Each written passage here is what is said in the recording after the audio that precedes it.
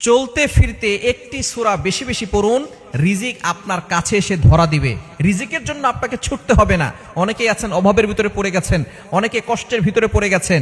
অভাব এমন একটা জিনিস, এই দারিদ্রতা একজন মানুষকে কিন্তু শয়তানের ধোকায় ফেলে দিয়ে সে আস্তে আস্তে ঈমান থেকে দূরে সরে যায়। এজন্য সবসময় আল্লাহর কাছে দোয়া করবেন, আল্লাহ আমাকে এমন দারিদ্রতা দিও না যে দারিদ্রতার কারণে আমার ঈমানের উপরে আসর পরে, ঈমানের উপরে ঘাটতি চলে আসে। এজন্য সবসময় আল্লাহর কাছে দোয়া করবেন যাতে করে আপনি হালালভাবে সঠিকভাবে আপনি ইনকাম করতে পারেন।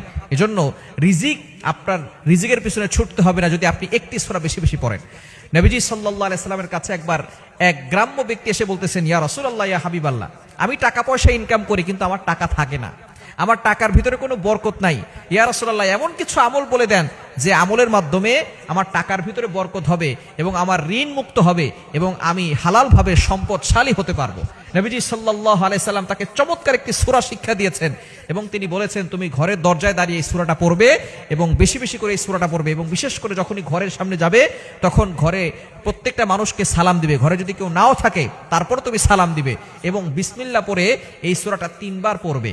এই সূরাটার আমল যদি তুমি করতে পারো তাহলে আল্লাহ পাক রব্বুল আলামিন তোমার ঘরের ভিতরে রিজিক দিয়ে দিবেন। তোমার যে ইনকাম থাকবে, ইনকামের ভিতরে বরকত আসবে। রিজিক নিয়ে তোমাকে টেনশন করতে হবে না, আল্লাহ পাক রব্বুল আলামিন রিজিক তোমার কাছে পৌঁছে দিবে। সূরাটা হচ্ছে সূরা ইখলাস। এই সূরা ইখলাস আমরা সকলে জানি না?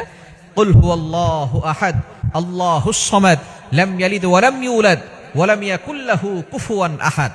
এই সাহাবী কিছুদিন আমল করলেন, তিনি যেখানে যান সেখানে সূরা ফাতিহা, সূরা ইখলাস পড়া শুরু করেছেন এবং ঘরের দরজায় দাঁড়িয়ে যখনই তিনি ঘরে যান বিসমিল্লাহ পড়ে সূরা ইখলাস 3 বার পড়েন।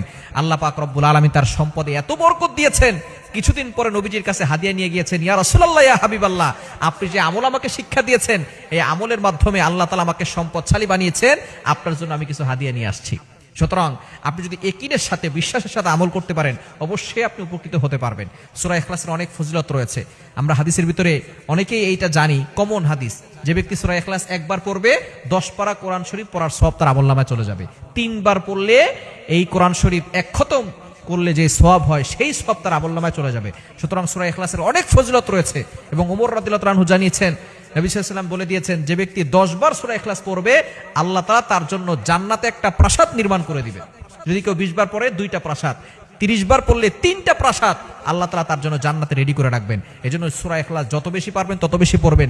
দুনিয়াতেও আপনি সম্পদশালী হবেন, টাকার জন্য কারো কাছে হাত পাততে হবে না, একটা কাঁচামরিচের জন্য কারো কাছে হাত পাততে হবে না।